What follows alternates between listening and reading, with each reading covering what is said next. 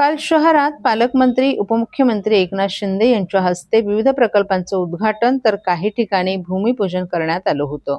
मात्र भारतीय जनता पक्षाचे आमदार, उपमहापौर आणि स्थानिक नगरसेवक यांना निमंत्रण नसल्यामुळे उपमहापौरांनी याबाबत तीव्र नाराजी व्यक्त केली आहे. निमंत्रक पत्रिकेत नाव जरी असलं तरी पत्रिका मात्र ही तिसऱ्या व्यक्तीकडून दुसऱ्या दिवशी मोबाईलद्वारे दाखवण्यात आली.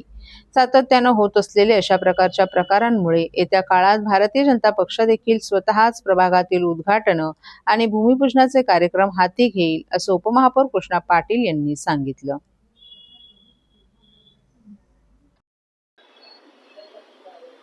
पाटील साहेब, काल ठाण्यामध्ये विविध ठिकाणी उद्घाटन सोहळे पार पडले, पण मात्र आपली अनुपस्थिती होती. नेमकं यामागचं कारण काय? प्रथमतः काल उपमुख्यमंत्री एकनाथजी शिंदे साहेब यांच्या हस्ते 7 ठिकाणी लोकार्पण सोहळा झाला. खऱ्या अर्थाने केंद्र सरकार, राज्य सरकार आणि महापालिकेच्या निधीतून ही कामं झालेली आहेत. पण मित्र पक्षाने कुठलीही कल्पना दिलेली नाहीये. थर्ड पार्टीकडून समजतं की पत्रिका आहे आणि पत्रिकेत नावं आहेत.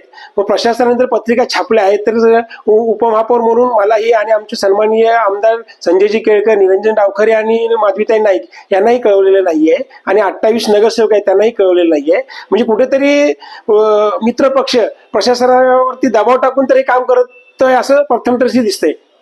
मात्र पालिकेमध्ये आपण मित्र पक्ष म्हणून सत्तेत असल्यानंतर देखील असा दुय्यम भाव आपल्याला दिला जातोय. आता युती धर्म कोणी पाळावा आणि पाळू नये हे आता धडे घेण्याची गरज आहे. आज मित्र पक्षाला महायुती म्हणून लढलो तेव्हा गरज होती म्हणून त्यांनी घेतला. आता त्यांना गरज वाटत नाही भविष्यात, म्हणून ही ट्रीटमेंट द्यायचं काम चालू आहे.